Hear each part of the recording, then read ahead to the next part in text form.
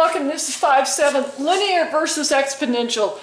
I definitely want you guys to be able to come out the last units on sequences and on functions, being able to look at a situation and say, hey, what's my best option here? So our little stick man is trying to choose. He's been offered a job, getting paid $1,000 a month, but he has to choose whether he wants a $100 a month raise or whether he wants 10% per month raise. Now, using your calculator in class, you can take that 1,000, hit enter, plus 100, and just keep hitting the enter over and over, and it'll give you repeated values of getting that $100 raise. Put it into an XY chart, and you can look at, okay, I hope that you're seeing a common difference here of just plus 100. So you know this is a linear model. Now, over here on the 10% raise, you'd enter 1,000, hit enter, then times 1.10. I want to make sure you know why you do the 1.10. Because when it's a raise, remember, no raise at all would be 100%, but we're going above 100% by 10%. That's how we get the 1.10. We'd hit enter and just keep hitting enter, and it'll give you the recursive values. So I hope you recognize that that would be exponential. Common difference over here on the linear is 100. The exponential, the common ratio is 1.1. And you can see the different values that you're going to get. I wouldn't write those down, you'll do them in class. You'll probably have a different scenario. So now our little stick man was offered, well, what if the percent raise is 8%?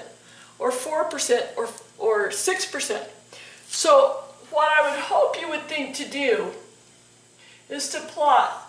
My one option was to have $1,000, so that's at 1,000, and $100 a month raise. And you would plot your linear model. Then you could plot, well, my other option is to have the $1,000 a 10% raise, or a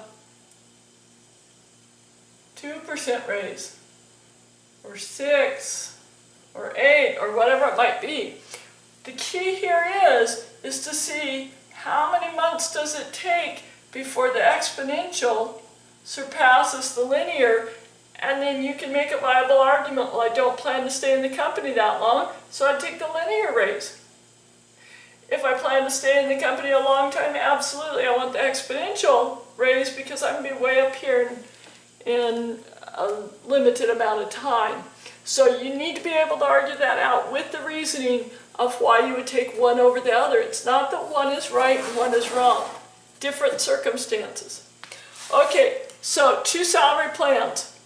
The first month, you get $1,000. So our starting value,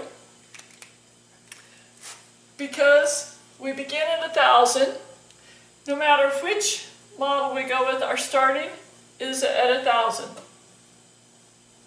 Remember from our sequences, the first term is 1,000. Actually, these are functions, so that would be our 0th term. We should be looking at in reality. And then with plan A, we get $100 a month raise. So I would hope that you would do 100 times M. Okay. On plan B, we get a 1% raise, it says there. So there we would be going 1.1 raised to the M. This one being the exponential, this one being the linear. You get to decide out of the months that you're going to work there which is the better option. But I really want you to understand these graphs and how they grow so that you can make some educated decisions in borrowing money for cars, paying off loans for cars, borrowing money for a house, choosing salary plans, all of those things. So come see me if you're not familiar with this or if it's getting you lost.